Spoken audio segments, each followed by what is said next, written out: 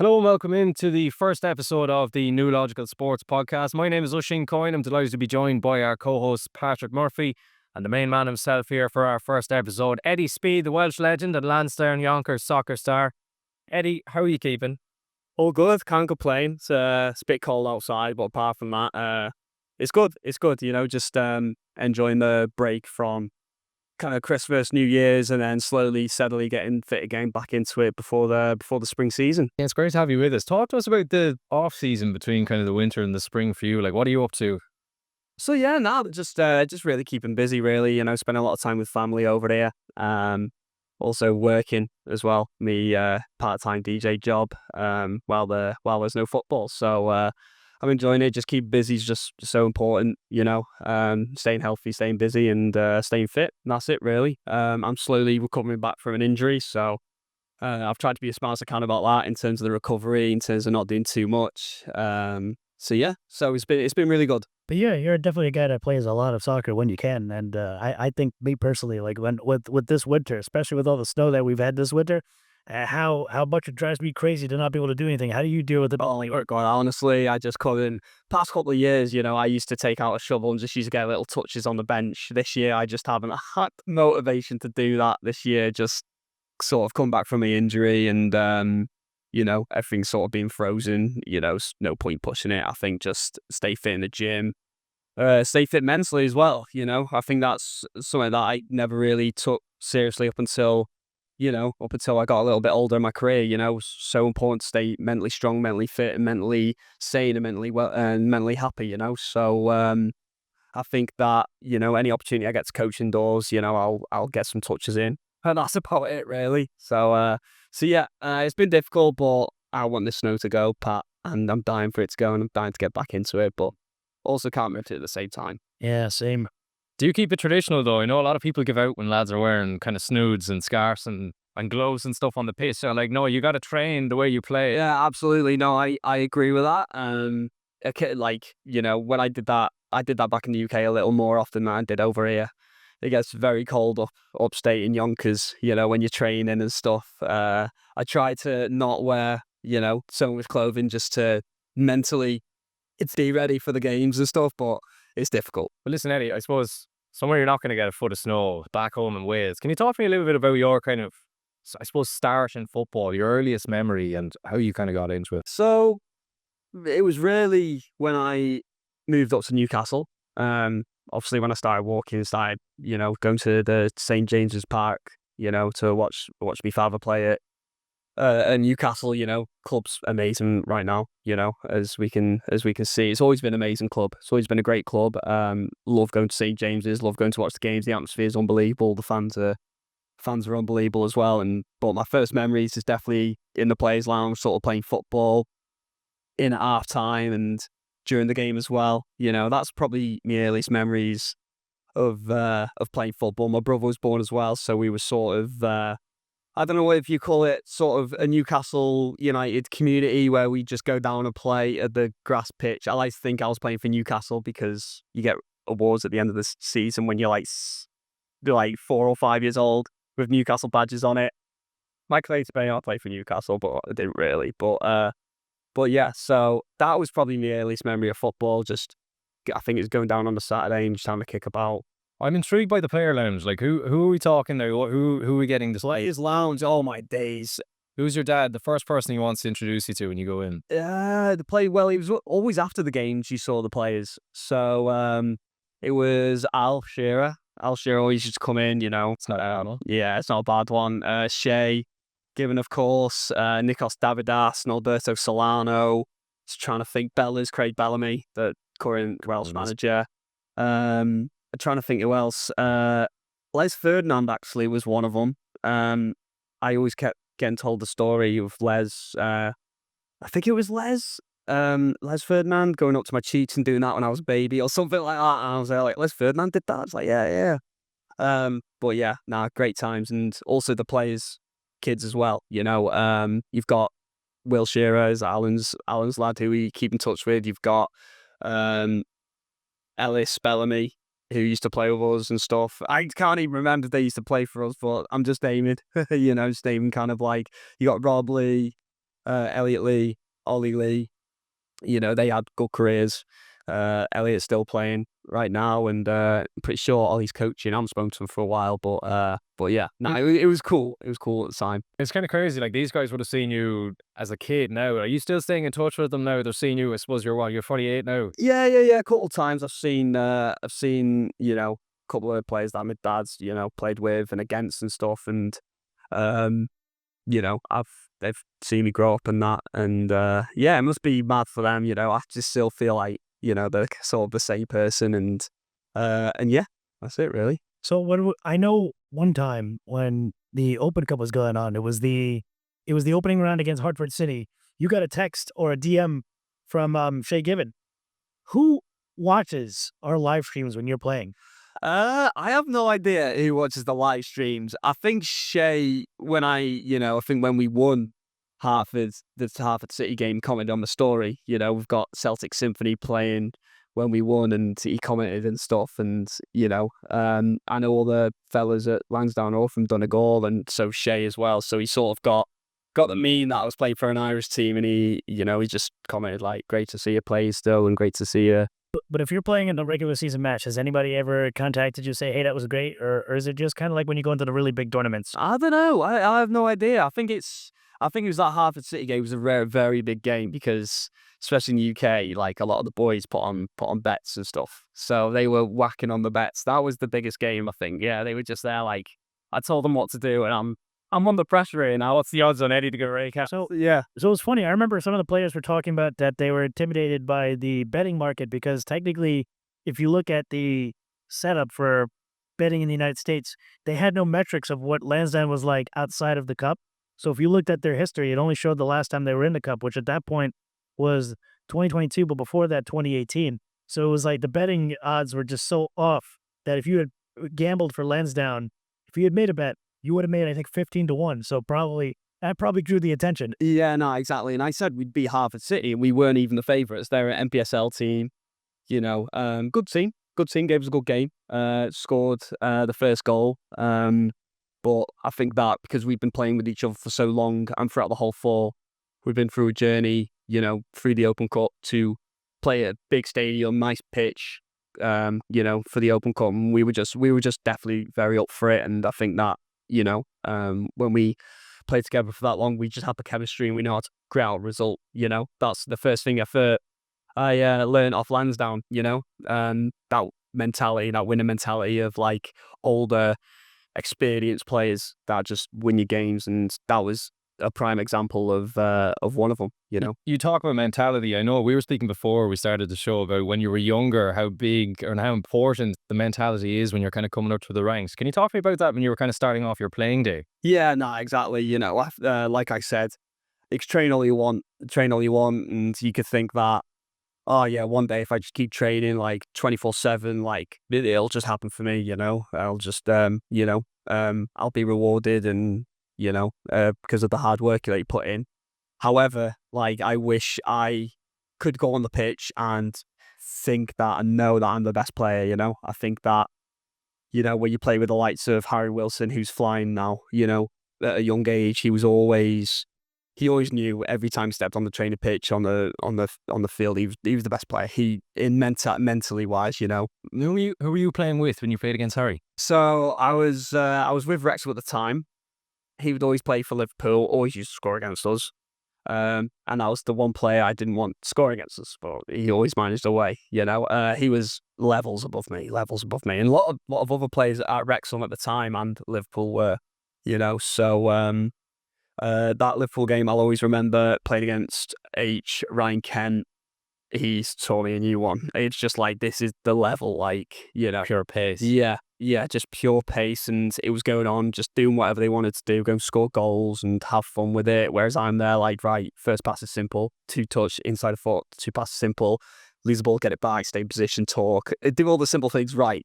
But I got to that point at 15, 16 where it's just like another level. But that wasn't all sort of training and stuff. That was all mental. That there's no way like they're getting as much touches in, or they probably are because they're Liverpool and stuff, but like not that much more to be that much better than us, if that makes any sense. and they just were. You mentioned Harry and Ryan. Is there any other standout players now that have gone on to kind of achieve in their career? Yeah, well, you've got H that's flying, Harry Wilson. You've got Ryan Kent, who was at Rangers. Sorry to all the Celtic fans. He's an unbelievable player, just strong, quick. Danny James, of course, played with him at Wales, and he was at Hull, went to Swansea, and then we connected in the Welsh squad. So so they've gone to the next level. Joe Medell, I'm going to mention as well. He was in the World Cup squad. We played against Switzerland away in the under-16s. And he was just another level, I think it was Switzerland the first game, and he was like pinging balls left, right. And before I actually came into that game, he never really came training with us and stuff because he was playing with the year above, the 1997 age group. So I'm there like, how can you be a 97 and play for the year above, where 1996 should have enough Welshmen to play centre mid that are good enough. Yeah. So when Joe Manel and he showed us what he had in his locker, and it was just a different level. I came on, and I was playing centre mid at the time. I was holding him in. I was slightly on the bench. I'm there, like, oh my goodness. What was your preferred playing position growing up? So growing up, I played multiple positions, but it was when I was at Wrexham, I started off at just playing anywhere the gaffer used to tell me. That was something that my father always instilled in me. Whenever the manager tells you to play, you play there, and you play there at the best of your ability.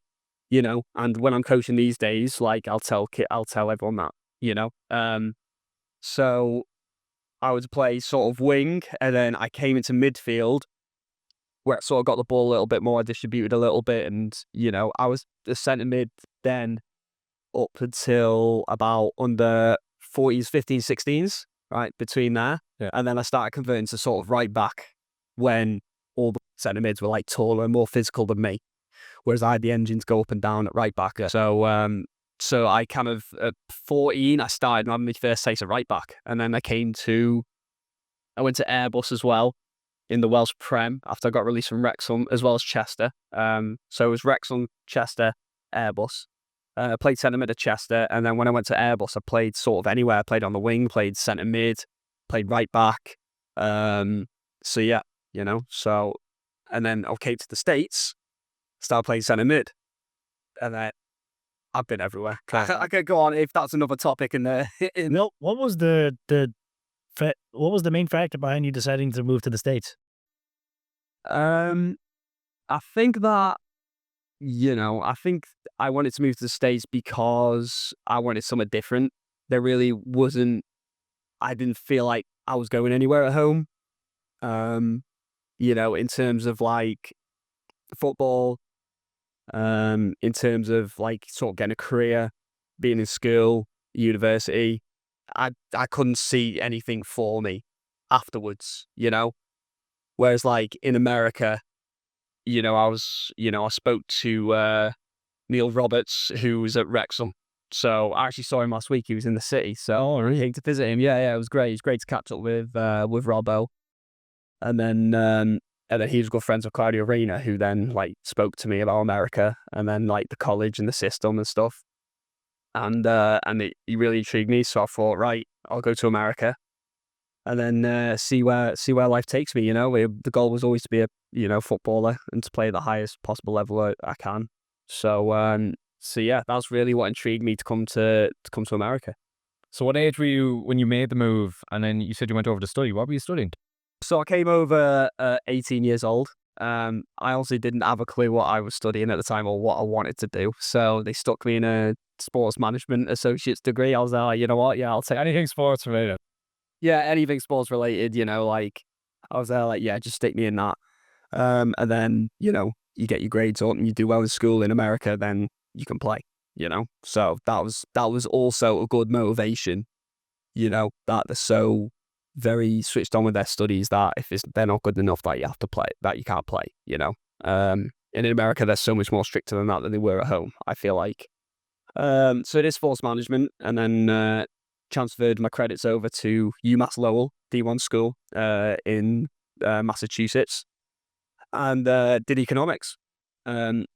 didn't have a clue I was doing economics till last semester, but it's great. It's a good degree to have in it, yeah. So I got an economics degree in the end. That's mad, isn't it? You kind of, it's funny, you came over, you had no idea what you were going to do, and then it's like, okay, something related to sport, the sport management thing comes in, and then the economics just comes out of nowhere. Yeah, the economics came out of nowhere, and actually, you know, I did all right in it, you know. I ended up with I think it was a 3.0. I'm intrigued. So you mentioned like the importance of kind of grades and stuff when you're trying to get into the college teams as well. Is that like a big difference when you're coming over from the UK? When like the sole purpose is like how good you are at football. It doesn't matter what you're doing in the classroom. Yeah. What was that change like? So that was a big change because you know, I always backed myself come to America as a footballer, you know, with the experience that I had. But my grades weren't up there, you know. I never really used to concentrate a lot in school. I was never the brightest spark either. And unless I got my head down and really, really intrigued with it, you know, I was able to get something decent.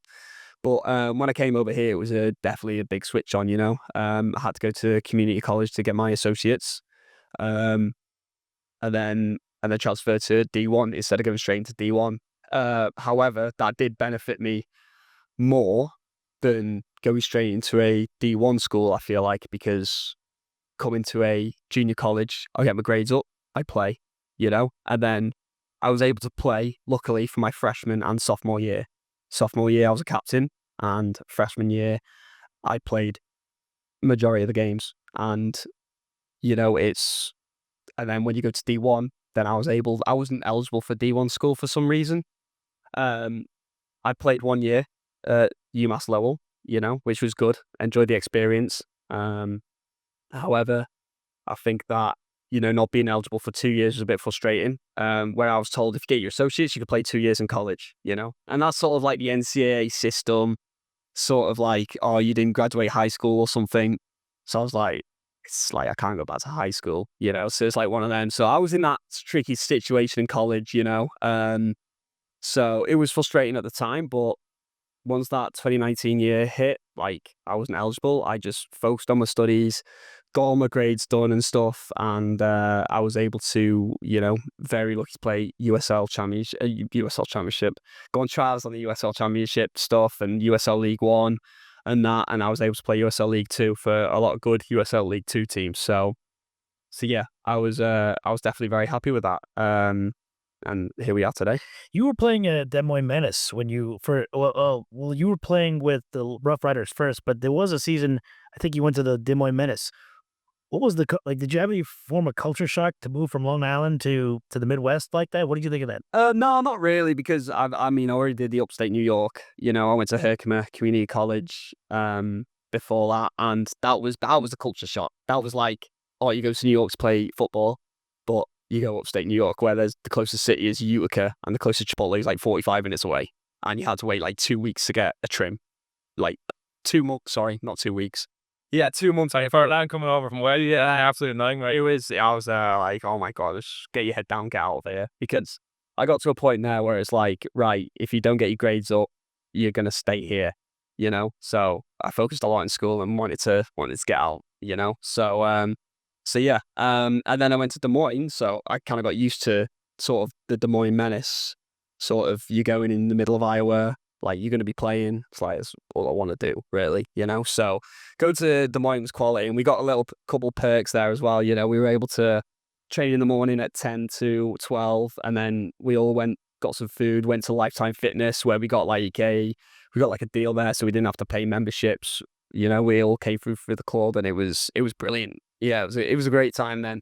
The evening here, we had dinner, and we'd watch, like, play FIFA, watch Love Island, you know. So it was living the dream. Living the dream. It was quality. So it wasn't much of a culture shock either. And the weather was great. It was boiling hot. So that must be a big change. Like I'm thinking back to you coming over from Wales. Like, you were playing for the underage national teams as well, weren't you? Yeah, I played for the under 19s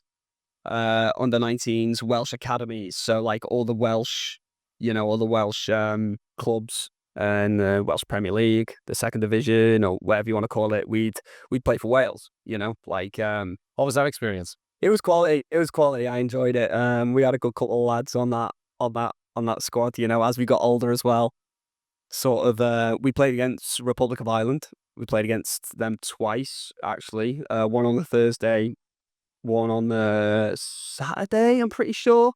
We lost 1-0 on the first game, and then we drew 1-1 the second game. Yeah, but that was a great experience. The lads were a bit older, we were all playing in the Welsh Prem, and we'd get, the hotels and the bus rides. It was quality. And then I'd be in sort of one of the experienced ones there, and the older ones there, so it was good. I really enjoyed that. To put you on the spot now, is there anyone from that Ireland team or those Ireland teams that you remember there that might be... I actually tried to look for it the other day, but nah, I don't think there was. I remember playing right back, and then this tricky ginger lad came on. I was there you look the part, and you've just come on in the 60th minute, yeah, you have to be decent, and he was a good player, very good player. He snapped me, and then I got booked, but he was a good player, man. He snapped you, and you got bugged. Yeah, the classic, Typical Eddie. Yeah, typical Eddie. typical, and then I started. I was there listen, shocking tackle, and then the ref bugged me, obviously. So, but nah, he was a very good player. He's always a player I'd remember from that squad. Tricky, ginger lad. He had the slick back. He had the mercurials and stuff. So yeah, but I can't remember. I actually tried to search for him the other day, the squads and stuff. Yeah. I think it's funny you mention that. There's always a stereotype, the defenders, the right backs, they got to be wearing just pure plain boots, nothing flashy, and then you're obviously marking the wingers are wearing their flashy areas and stuff like that. If you're standing on the pitch and you see a guy with these fancy Ronaldo boots, are you actually mentally thinking, I've got this lad? Yeah. And he came on, and he's you either have to be really good or not as good as you think you are coming on like this, So the first game he came on as a sub, and he did really well against us. Actually, gave us a bit of a tough time. And then the second game he started, but then halfway through the first half he switched wings with the other winger, which I was when it happens even today, it's just yes, I've got it. You got him. But he was a good player, man. And at the end of the 2 games, it was good lads and stuff. So yeah, I really enjoyed that. It must be super proud though, representing your family, you're playing for your country. That's not many people can say that. I know, and I love it how you say that, and I feel proud and great, but I also feel I wish it would have carried on, with the hard work I put in and stuff, and the goal was there. I wasn't spare proud, happy, you don't really think about when you're in the game or when you're in the squad. You just think that, next game, next session, and next time I'm gonna get called up. That's what you're thinking at the time. So hopefully, once my career's done with football and stuff, I'll be able to look back and think, all right, I did the best I can with the situation that I was in, So looking back on everything now, I couldn't have done anything more. I really couldn't. Well, I mean, you're talking you wrap things up. I mean, you made a lot of opportunities here. I think you came to the United States at a time where opportunities rose more than ever. I mean, I think the greatest example, and we're definitely gonna have to call him onto this podcast into the future, but Andrew Souza, he talked about how particularly crappy it was to go through the college scene, get drafted, play in MLS, doing stuff he hit technically the highest level in the United States, but talked about how underwhelming it is. But you come here technically in the lower levels, but there's a lot of opportunities, and you got a lot of clubs that you have to play for. I want to segue into this. You came, you played with Long Island Rough Riders, but then you made your foray into the EPSL, now the APSL. Your first club was Doxa. What's the story behind that? So, I was in contact with a guy, and I was actually at FC Westchester with Oisín before going to Doxa, and then one of the guys got me in touch with Paulie Graffas, who I respect a lot. He gave me a great opportunity at Doxa, giving me minutes right back, left back, wherever I could play, So that's what happened, and I was told that I wasn't going to get as much game time at Lansdowne, so that's why I went to Doxa, because I wanted to play, and I didn't want to go all the way to Lansdowne and sit on the bench, So that's what I was told, but So were you in that game where FC Westchester South, well, technically FC Westchester South, they went up 2-0 against Lansdowne? Yeah. You were in that match? I was in that game. I have to look back at that tape. Yeah. I have to look back. No, don't look back at that tape. Were you playing right back in that one? I came on as a sub at right back. At the 82nd minute? that was a weird match. How you didn't see it, but FC Westchester went up. Ovan put in the second goal. It was about like 69th minute. I was doing it. 79th minute. It just looked like that game was done. 82nd minute. He subbed at the whole side. You came in as a sub, Yeah, I came in as a sub. I think that, I think FC Westchester, we had a solid side, unbelievable side, and then I think a couple of the boys that I was playing with, Rough Riders, who started to get tired, and then Lansdowne made their subs and stuff, and they had that momentum. So whilst they brought me on, I was there like, soak up the pressure. Let's just defend well, and we'll be able to see this game by. But it's that's that Lansdowne and experience mentality. I have to mention when Paulie McVeigh came on, I was like, why is this 40-year-old man coming on to play against a fit 22-year-old? And he comes on, he scores 2 goals, and he takes his shirt off, and I'm like, how is this happen? Yeah, and then I actually played with Paddy McCann, who came on that game as well to play centre mid, and I was there like, why is he not starting? This player, this one, he's a great player. Like, he's older, but he's a great player. Like, and that was sort of like, like you could bring all the college kids in you want. It's going to happen this spring as well. You bring all the college kids you want. They need a couple of years to win trophies. They need a couple of years to like win what it takes to win like an amateur cup. Like it's difficult. Is all as fit college kids just come out of college, losing to the Lansdowne. So. And they gave it to us in that second half. So it was definitely a incredible run for Lansdowne. There was no stopping them. That was a whole calendar year not losing matches. But let's not talk about that. Talk about, the next year, you signed for Doxa, and they were on a mission. It wasn't smooth, but they won the conference title that year. That's their only conference title to date, and you were a key player in that squad. What was that experience like? Oh, it was brilliant. We had actually a really, really good squad. We'd trained up at Lemon High School, which is just the short session, but Paulie, I think that what he wanted from the squad, we all got on board of it. He'd tell us in training and stuff, and he'd be there like, listen, this is the mentality, this is what we want. And he had the players, and we went out and did it. We had a couple of Sidney Rivera, who played for, in MLS. He's got experience. Another player who I think was really good, had played centre mid, Gianluca. He got an injury towards the end of his career. He was a very, very good player. And then towards the end, we signed Matt Sloan. We signed Sloaney, and he was solid there for the end of the season. He played centre back, centre mid, and stuff, and he was like a big player for Rough Riders for the summer as well. So, and just come out of college, and I worked with Sloan at Malloy. I worked very close with him, and he was a good player to have at Doxa at the time. So we just had that squad. We had that mentality, and we just had that.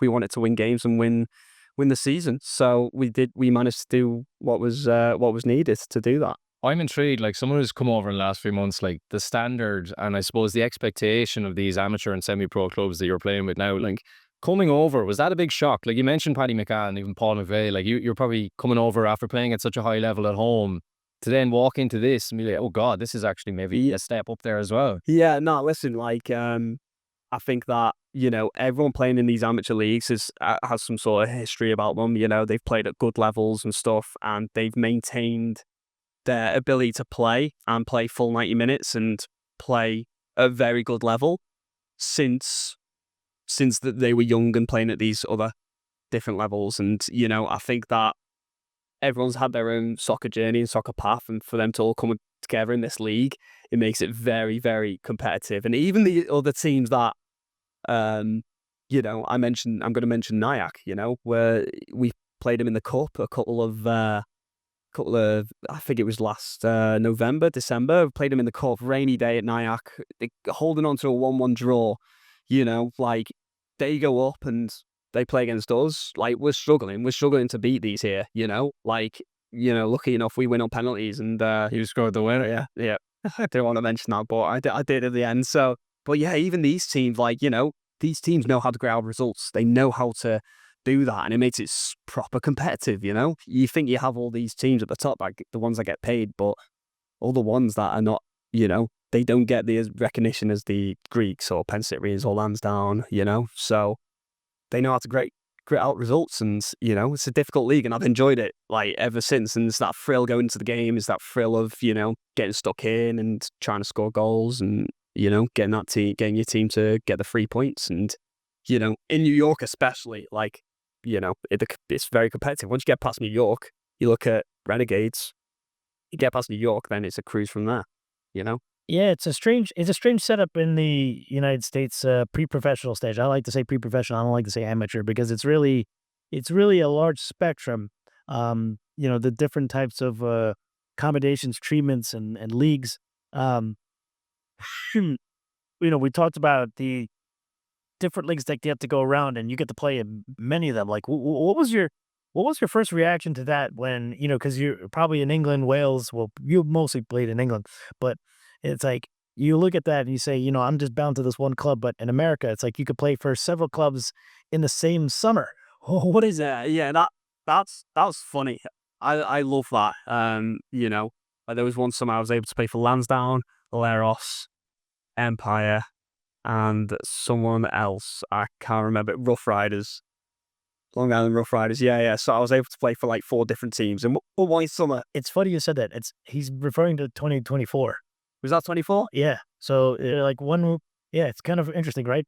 1 week you were winning a cup with Leros, then you won the Fricker Cup with Lansdowne, then you played the USL 2 season with the Rough Riders, and I think they won the conference. Yeah. I think they won the conference at the time. And then the fall you were in the inaugural season of Empire C. It's kind of a funny deal. Yeah, it's funny, but I love football, and as much football as I can like play to just get better and stuff. I'll always take that opportunity. But yeah, it's different, and it's just so casually said, "Oh, do you want to come play over here? Do you want to come play over here?" It's just like, oh, right, hold on a sec. Like, I was at Wrexham from under 9s up to under 16s, so I'm only really like know what it's sort of to be like with one club. But then when you come over here, it's like it's different, and then you get to meet other people, other players and stuff.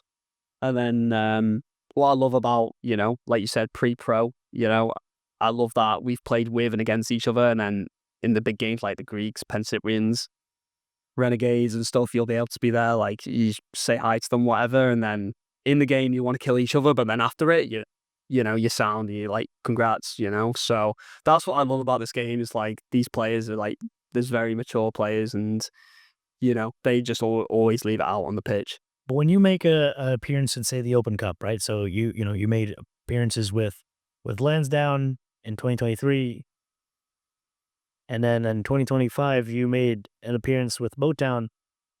How does that experience feel to you compared to everything else? Like, does it give you the same type of pride that like someone in England got to be in the FA Cup or in the Welsh FA Cup?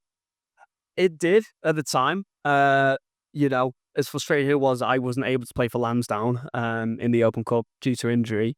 I was like blessed in myself. Like, I was called up to Motown to be there. Like, listen, we need a right back. You can fit the criteria. We want a right back quality, and the way they see that in you, and it should not just me, any player as well. If they get said, listen, can you do this? Can you play in the Open Cup against professional sides? In America, and you do get that pride. You do there, like, right, I've got something to work towards. I've got to be fit, be healthy, be ready, as ready as I possibly can for this game. So it's sort of the training as well that a lot of people don't see, like not just in training, like before work, after work, in the evenings and stuff, in the gym, on your own with your headphones on at the pitch. Like, it's that training, like you feel inside. It's like the thrill before these big games. It's like you've done everything you possibly can to be ready and fit for it. But yeah, you do still feel the pride there. What would you say right now would be a pinnacle achievement for you with your well, you're still young. You have a lot of playing days left in you, in my opinion. But at this level, like, what would you consider a pinnacle accomplishment that you want to shoot towards before you call it a day? Any eyes on the MLS? I would love to play in the MLS. That'd be great, yeah. Yeah, that'd be unbelievable. Beck's on the phone into Miami there. I was supposed to happen ages ago. But listen, wherever football takes me, football takes me. I'm a big believer everything happens for a reason. you know. I play with the players that I play with. I play the players that I play against, and at the end of the day, you just got to treat it like you are playing for like a MLS team. You are playing for like and that was me that sort of had that mentality. I'm gonna treat it like I'm playing for like Liverpool, and then like eventually it'll happen for you, you know. So I'm still a believer of that. Say like look at in England. They had Macclesfield Town play Palace. They played Palace and upset them. You know, the equivalent to that in the U.S. was Cal FC upset Portland Timbers 1-0 in the 2012 Open Cup. Do you think you could ever see that happen in your playing career? Oh, absolutely, 100%. You know, just keep yourself fit, keep yourself healthy, and football's a game of possibilities, and anything could happen. It's funny that you mentioned the Macclesfield Palace game because I actually played with the centre back for Macclesfield. His name is Roland Mayanese, and he was with the Welsh squad with me. You know, a couple of years before it was Kidderminster Town against West Ham, and West Ham went through, but my mate Alex Penny, he scored for Kidderminster. Wow. You know, after asking how's America, like, is there any opportunities out there? Literally, I think a week before, I think he's gone and scored against West Ham, and it's like, I think you're all right, you're chilling, mate. So yeah, but you know, that's always the aim now. I think that that's to go as far as I can with an amateur team, or any player to go as far as they can with an amateur team to get the Open Cup. The Open Cup is there every year. The opportunity is there every year to go through. The opportunity is there to qualify. The opportunity is there to go through. So that is something I've always worked towards, you know, because technically an Open Cup appearance is a professional appearance. You appear on the SofaScore. You appear on FotMob, all the apps and stuff. You have the ratings on there.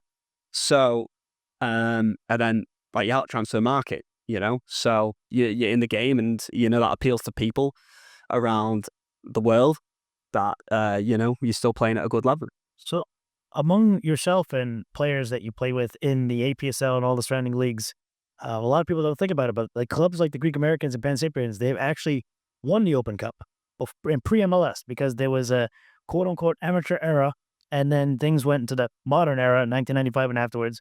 And since like 96, bar one season, every winner has been an MLS team. Like, do you ever like go into these matches and say, hey, you know, it's kind of funny, these guys are former Open Cup winners? Do you ever think about that?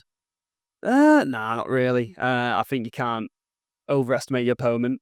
You can't give them too much respect, and I think you just got to go in, you know, knowing that you're fit, knowing that you're healthy, and knowing that you can run rings around them. You know, that's what you got to think about. You know, I remember the Harvard Athletic game. I knew I was coming in to play against that tricky winger, Prince Sadie. You know, he was quick, and I knew how to defend him on occasions. You know, so I think that experience definitely taught me, don't give him too much respect. You know, you're at that level. You're playing against him for a reason. You are the same level. You are playing against them. You know, and that's what you got to be if you play against an MLS side or a Premier League side, for example. I mean, you played against a USL Championship side in Hartford Athletic in the second round, right? It's funny because it was Hartford City and then Hartford Athletic. Yeah. Hartford Athletic was an actual USL Championship team. That's the second tier in America. A lot of people are going to say, well, the difference maker is that these guys train and play 5 days a week. But Lansdowne held their own that first half. It ended 3-0, but it's like that first half was incredible. Like, what do you think was the real difference maker that they got the break ahead? I think that because you know, we didn't really have too much outlets going forward in that first half, but they would keep the ball. You know, we always knew we were going to be under pressure when the whistle went. So, you know, I think we could have been more organised defensively. I think we could have taken less touches in the midfield here and there, and sort of not waste opportunities when we did get in the final third. I feel like a couple of times we've just like sort of whipped it in. It's been a poor cross, or we haven't followed up on shots. You know, I think it was fitness at the end of the day. You know, I think that when we were in the final third, we just keep the ball a little bit, let them run. And I just feel like we didn't do that. You know, I feel like a couple of us were too nervous to get the ball.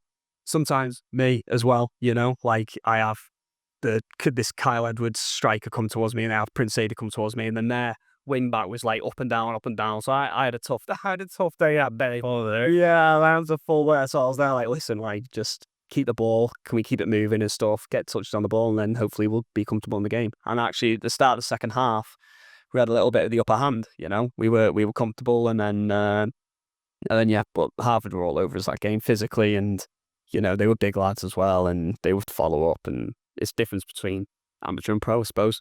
Can you talk to me about this season, I suppose, in particular, Eddie? I know probably expectations going in, you didn't expect it to be as turbulent as it has been. I know the squad's been rattled with injuries as well over the last few months, but I suppose you've had the break now to kind of reflect on the few months just gone and then looking ahead. What's your assessment so far? So, we come into training, we take every session, every game as it comes. We don't think about, like, the end goals. I mean, we do to an extent, the end goals is to win everything we possibly can. But I think if we take it day by day, session by session, I think that, it's important and we're going to be successful. I think communicating as well, whether you can make training, whether you cannot train, because everyone has lives, everyone has lives. But, it's part of football, or the ups and downs, the highs and lows. And it's important that we keep our experienced players that will take you through these times, like we've had a couple of draws in the fall, which we shouldn't have. We lost a couple, which we shouldn't have. And, every team wants to come up and beat Lansdowne. So... Does that give you a bit of motivation when you know that? Like, anyway, let's say the Greeks are in town. It's like they're trying to get one on you. That gives you an extra edge, right? Yeah, I think when we play the Greeks, and the Greeks play us, I think that, we're very two successful clubs. And it's like, it's kind of like... But it's like the other teams, like, sort of... I think we lost to Hoboken 2-1. Hoboken a very good side. They have been a good side. They've always been difficult to play against. They've come beat us 2-1 at Tibbets. It's not an easy thing to do. And then, like I said, Nyack as well. I think it's them teams that if we score, then we just sit back and get the win. So yeah.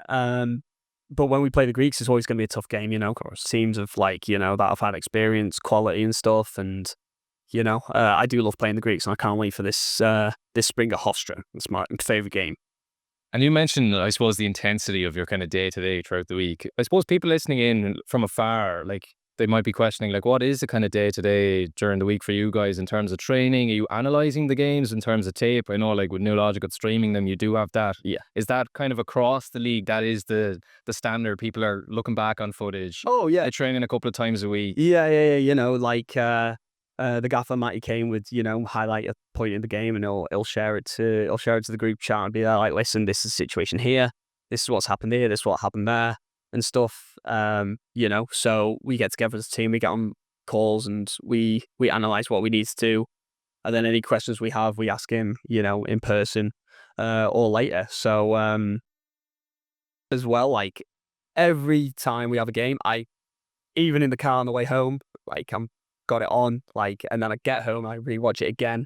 So the footage on New Logical Sports is it's brilliant, and I've heard so credit you, Pat McAfee, I've heard from all the guys like, oh, New Logical, like the stream is brilliant, like it's better than a lot of the college ones, a lot of the college ones you have to sign up, and you have to do this, you have to do that, and then New Logical's just on YouTube and you just watch them, and it's brilliant, and it's got all my footage from, I say TST. And I've sent that over, and I didn't actually send that over to TST. They actually found it. I sent it over for a highlight tape after my Des Moines summer, and and then Lansdowne that 2023 year. So it's really good, the streaming. What would you say? Like, you kind of. I like to think that this generation, like I'm the generation that started without computers, right? And then we had the internet. Like by the time I hit my adult life, your playing career kind of started with there wasn't much footage other than like what some guy carried on like a rustic camcorder. But now you have all this booming and live streaming. Like what was that experience like? How did that affect your recruiting, your ability to be scouted by the teams? Yeah, I mean it was. Definitely when I was at Wrexham, we had none of that, we had none of that streaming and stuff. I know Liverpool at the time had it. They had like a Liverpool dedicated channel and stuff, but at Wrexham we didn't have any of that. So yeah, to get recruited, I guess I had a couple of people come watch me when I was playing, sort of when I was like 17, 18 years old. I had a couple of players come watch me, and then word of mouth, sort of over to agents and stuff. And then that's how I came to America, really. That's how, people said, like, listen, he's quick, he's aggressive, he talks, he's a good player, he's physical enough, he's not technical enough, like, all that stuff. So they were honest about, which I respect more than anything, because that's helped me improve as a player. You know, and that's how I ended up in America. Really. What's your favorite goal out of all since you've come to America? I knew you were gonna ask that. Since I came to my favorite goal, that's a great question. I didn't think about that. I was there like, what am I going to say to Pat in this podcast? And that's something I didn't think about today. It had to be like Greek's goal. I think that That's my favorite. it's got to be, right. Yeah, I knew, because I think that it just got a lot of attention and stuff, and you know, I think it got about like 25,000 views. That was when kind of like Instagram Reels was just taking off. just taken off. Yeah, exactly. You know, and I think that had to be in favourite goals. Just the angle we had it at, and sort of the game as well, like the result, we beat them 1-0 at Hofstra, and you know, and the angle he had it at the celebration and stuff, and I feel like everyone's seen that goal, so that was definitely one of my favourite goals. It was a tight match. Like people really like underestimate, because the Greeks were in great form at the start of that season, and Lansdowne really broke that momentum with that goal. Yeah, because it was in like the 7th minute. Yeah, it was literally like the first goal and like the only goal of that game. It's, you know, we held on towards the end, and Greeks were piling on the pressure towards the end, and I remember the quarter coming in, ref blew the whistle, and that was a big result. That was a big result for us. Tell me your story with the TST. Like, how did you get picked out to be playing in that? Like, what was the call like? Talking to Pat McAfee and all that stuff. Yeah. Tell me about that. Oh, that TST was like, it was like being in a dream. It was unbelievable, you know. And any amateur footballer, sort of, or pre-pro footballer watching this will keep going and keep playing. You never know what opportunity might pop up. It was like sort of one of them. So I play with Mike Grella on Saturday mornings in Soyosit. So, you know, he asked me and Paddy McCann. He asked us, like, listen, we need players, we need fit players. Do you want to come to North Carolina and play a 7v7 tournament? I didn't think much of it, you know. I knew Grell's had, you know, he's got connections, you know, playing for Red Bulls and Leeds and stuff. So, yeah, I was there like, yeah, I'll do it. You know what? I did, you know, like, I had an idea it was the tournament the year before where Wrexham were in it, but I didn't think it was the actual, like, tournament. I just thought it was, like, some sort of money tournament that wasn't as, like, broadcast as TST.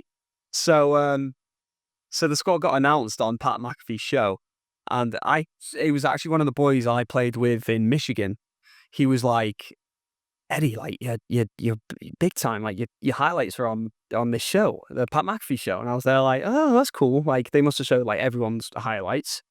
And then I see the clip, and I watch the clips like, oh my God, you got an Eddie Speed? You got an Eddie Speed? Oh, what a name, Eddie Speed. Well, no. And then I just, it's like, yo, we got an Eddie Speed highlights. Oh my God. Oh, it was brilliant. It was brilliant. I was watching it, and, you know, Pat's a legend. I love Pat McAfee. I watch his show religiously every Monday and stuff, and he's an absolute legend, and the connections that I made from that tournament was quality. I can't complain. Yeah, no, and it helped me in a sense. And I mean, put me on ESPN for the first time ever. I mean, people don't know, like, I had applied to work for ESPN in 2011, and because it was in Connecticut, I couldn't move there. It's like I didn't have to do it. So it was kind of like a real full circle moment to see that footage pop up there for that few seconds. I was like, I think I found out the day after you did, and I was like, holy crap. Yeah, literally, no, that was really good. Apart from I could kill you on the goal I scored against Manhattan Celtics, where the sun was beaming on the pitch, and you couldn't really see my goal that clear. Yeah, no. Well, so I think the story behind that was we saw how great it looked on a match that was like 2 days prior. Okay. And it was nighttime, and we were like, oh, we're going to stick to that angle. And I didn't think much about how the sun was coming out. So that was just like that was the worst day to try the sun in that angle, because it still looked cool. Yeah, it still looked cool. Like, that glare just messed it. You just saw me strike, and then the ball just hit in the net, which was, it you know, it was cool, but nah, you know, but couldn't do it without your footage part. So yeah, no, that was a great experience. TST, I loved playing on that field. I loved getting to know the lads and stuff, and I would do that again in a heartbeat. That was fun. I think Lansdowne had at one point considered going, but the buy-in was so crazy even in the beginning, and now the buy-in to get in the future editions is like, it's just unattainable. Like, it turned into like an MLS franchise. Like, you have to really, so you caught it at the right time. Like, it was just growing, and it's only going to get more competitive. Look, I wish you all the luck on that. Yeah, nah, I think that a lot of teams were in talks of going in it and stuff. It's like, oh, we should do that, we should do this, we should do that, and like, it's difficult. It's difficult, and you got to get the sponsors, then you got to get the money and stuff. But yeah, like I said, great experience. It was great to play with, and get to know Jeff Cameron a little bit more, and Breck Shea and stuff. Actually, I knew Jeff when I was younger. I went to Stoke with the head of performance, who they were working with, Damien Roden, who was at Wales and worked closely with my dad. So I was able to reconnect with him in Florida before the TST, and it was great. Honestly, it was like another reason why players, like, should always, carry on playing and working hard, and you never know what opportunity could pop up. And I'll forever be blessed with that opportunity. Now, to bring up like a more of a heavy topic, you mentioned your dad. Now, I'm not going to mention what happened, but it's just like, when I think of Gary, right? Like I think of like, this is like when I started watching the Premier League and he was there. And it was funny when you came onto the team in the Lansdowne, and it became apparent that who you related to. I brought it up to my dad maybe like a week or two later. He pulled up like 5 different trading cards with your dad on it, and it was just cool to like bring back. And I remember, like, kind of like how people like remember a lot of big heavy moments. Like, I remember when he passed away, I was coming out of the Ford trade, kind of where I picked you up before this podcast. Yeah. And it's like, I never forget that. Like, it was really, really hit me. And then I got to see Wales play, that next summer, and The Euros, yeah. yeah. And well, not just the Euros, but they played in America. They played Mexico. That was that summer after. And they did a really nice tribute to him. And it's just like, every few years, you see those nice touching tributes. And then when I watched Wales play the US in the 2022 World Cup, it's like, it felt heavy for me to see the US back in the 2022 World Cup after missing the 2018 World Cup. But I saw the looks on all the fans' faces when Wales got back to their first World Cup since, I think, 1958. Yeah, And in the commentary and the pundits, they all credited it to your dad kind of reshuffling that movement with Wales kind of getting back on track and making a force out of themselves. I mean, they had Ryan Giggs for an entire generation, and the only international tournament that he got to play in was really just the Olympics with the UK 2012, yeah. But under your dad's leadership and the movement that kind of went afterwards, they made it to like a World Cup. Like, can you talk about that whole experience? Just not only growing up with him, the tragedy, and then just the rebuilding that helped with with you and also just Wales football in general. Yeah, I think that my father was so passionate about Wales. I'm glad you've asked me these questions, because all these years, I've always thought it would be great, to sort of share my story, especially now I'm older, I'm 28, so yeah, I appreciate you asking them questions, Pat. And yeah, I remember him coming towards the end of his playing career for Sheffield United. And I actually watched the game the other day. He was playing against Arsenal at the Emirates, and he was 39. Wow. So I was there like, I mean, they lost, but 39 playing in the Emirates, I was there like, that's, yeah. And then he got injured. He slipped this in his back, and then just sort of from there, he didn't really have like a memorial or anything. He didn't really have a was it a tribute game or anything? Testimonial, that's it. Yeah, didn't really have a testimonial game or anything. He just sort of went straight into managing. Like, this is not it. Like, I'm gonna be a manager. And then he was at Sheffield United, where it was difficult for him at the time, because he's given, a struggling club with little funding and little money, but he's got to work the best with the players that he has. Got a good couple of results. I remember it was Preston North End at home, Bramall Lane. I remember the right back, Jean Cal, they scored an absolute banger, and we celebrated. It was a tight game. But he had a great squad at the time. He had like Kyle Bartley, who was at Arsenal, Leon Britton, Kyle Walker. Wow. Kyle Walker was there. And I remember him, like, I remember Kyle when, actually, I think I saw him once or twice, Kyle Walker, when he was like 17, 18. And my dad said, like, he's going to be one of the best fullbacks in the world one day. I was there, like, he's playing for Sheffield United. Is it like, really? It's like, yeah, I'm telling you, he's unbelievable. And then look what Kyle Walker went to do in his career. So you can tell he had that passion for his managing. Then the Wales job called up. Wales were in a bit of the doldrums at the time, so he was like, absolutely, I will change the face of Wales and change the face of football with the Welsh. the Welsh squad and stuff, and the resources that you can get with the Welsh squad, he couldn't get with Sheffield United, and he knew what he could build sort of from there, and he was really excited with it. And sort of every manager that's into international has the same set of players. There's no buying players off other countries. They have the same set of players. They choose who they want in the squad, and it was and he definitely he jumped on it and said, "This is what I want to do." So yeah, and then results started coming in. Spoke to Bellas, brought him back in the squad. He sort of found a second wind in his sort of international career. And he hired Raymond. Raymond was a Dutch assistant coach. I forgot what his Raymond's version, something like that. So he hired in like very good knowledge of football, and Aaron Ramsey, Gareth Bale, James Collins, centre back, was at Villa at the time.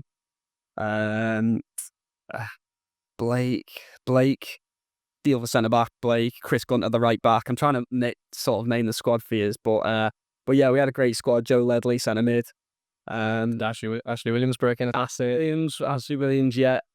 Raffle Williams was the centre back with Ginge, calling. Yeah. So yeah, Neil Taylor, who I actually knew at Wrexham when I was through the academy, he called up for the Welsh national team and stuff. So yeah, they were on a roll at the time, and then yeah, just 1 week everything changed. When he passed, and yeah, it was difficult at the time. I was very young. I was confused. How old were you, Eddie? I think I was 14, 2011, November 2011. I think I was 14. So yeah, that couple of weeks I was sort of I didn't think everything was real at the time. It's difficult.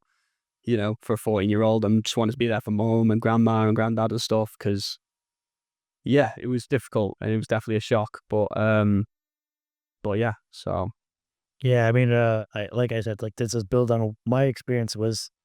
I'm still a big listener of BBC Radio 1. They just had that really good dance block, and it's like especially around like it would come on the time I would take the train home from college, and yeah, they just kind of like broke it and they announced it, and I was just like, I didn't know what to say. yeah, And yeah, but it was just like afterwards. Let's talk about the positives. Like just like afterwards, it just seemed like Welsh football, it just really took off after that. Like, what was that experience like? Just seeing everybody just kind of come together in the wake of a tragedy. Like, yeah, no, honestly, it was quality. I think that I love the Welsh people. They're great people, and I think that once that happened and Chris Coleman, took over, and he said, like, we have to carry this on. This is, what we've got here is just like, you can't just throw it to the side. Like, this is how we grow. This is how we get better, and it's already been done. Like, the hard parts have been done with the squad and the results, and then so all we have to do is just carry it on. And Chris Coleman came in and did an unbelievable job, and Wales were unbelievable to me and my brother and my mum. We were able to go to Cardiff, go in the tunnel, see the players and stuff, and I think as I've got older, I sort of haven't really spoken to them as much, like anyone sort of on that side. The Welsh, I think we've got our own lives now, and but at the time they were really good and really thankful. I think if I reached out to anyone, I think they would, be happy to help and contact back. But yeah, so I went to the Euros 2016. That was really good, where they lost Portugal 2-0. Semi-final, yeah. I remember I was playing for Brooklyn Italians over here. Oh, wow. Yeah, I was playing for Brooklyn Italians, and, Wales were in, the semi-final, and Grandma called. He was there like, listen, like, what are you doing? Like, get yourself over here. And one of my family friends was there, like, get yourself over here and come to the game. I just flew over, and it was brilliant. Sorted us out. Director's box tickets. Yeah, it was quality, great experience. So, it was always something that I always wanted in my career. I always wanted to represent my country again, and just work hard and do my best towards that. And watching it, hands on, at the Euros was quality. So at the time the World Cup started, you were already at Lansdowne. You didn't fly home to see Wales at the World Cup, did you? No, I didn't. I stayed here. That was what, 22? Yeah. That was 22. It was in the middle of the season. The season had gone on. Yes, all right. No, I stayed here. I watched it over here. I was still doing my thing over here, as life is, and Was there any outreach to come out there for that? nah, I didn't hear from anyone really. I think if I could reach out to anyone to get us tickets, I think, people would be happy to help, but I never want to. I'm always one of them that I don't want to take advantage of people. I don't want to, just reach out and be there like, yeah, can you get us tickets? I don't like being that person. Well, but nonetheless, like when you watched it, like was it something that you ever imagined would happen? Like, was it a monumental moment to see Wales finally back in the World Cup?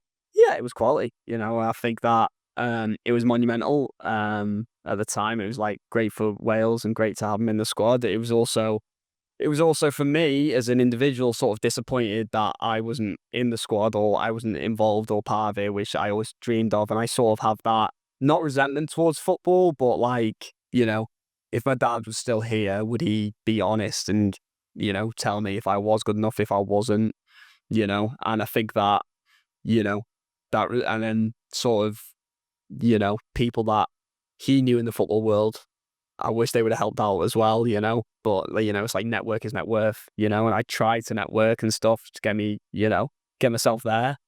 Unfortunately, it would never happen. However, I'm still grateful for what I have today. Eddie, I just want to finish up with, I suppose, for people listening in, a big question mark might be over their future in football. Maybe they're sitting at home in Ireland or the UK. Maybe they've been released by a club. They're unsure of what their options are heading into college. I think you're a good inspiration of having multiple channels throughout your career. You're focusing on the DJing. You've got the football career as well. What advice would you have for someone that's maybe looking at their options at 17, 18 years old? What would you say to yourself at that age? I would say stay patient, take everything day by day. If that is your goal, is to come over here and grant an opportunity for yourself, you have to be committed. It's not easy. Yes, you're going to get some days where you should be doing something, but you're not. There's going to be days where, you haven't provided some paperwork in order to get yourselves over. However, if you really want to come over for an opportunity, I think that you network, speak to people. They're there to help you, speak to your parents. Again, you're young, you need guidance, you need advice in stuff like this and opportunities coming over. And don't be afraid to ask for advice either, So reach out to people, whether it's on social media, someone that's done this before, and then take it day by day, do everything that you're doing, get good grades, and make that dream happen. Brilliant stuff, Eddie. First of all, thank you so much for speaking today. It's an inspiring story. From our perspective, for sure, you're doing your dad proud. We watch you playing every week. You're doing amazing things on and off the field. So Appreciate it. All the best for the future, man. Thank you very much. All right, take care.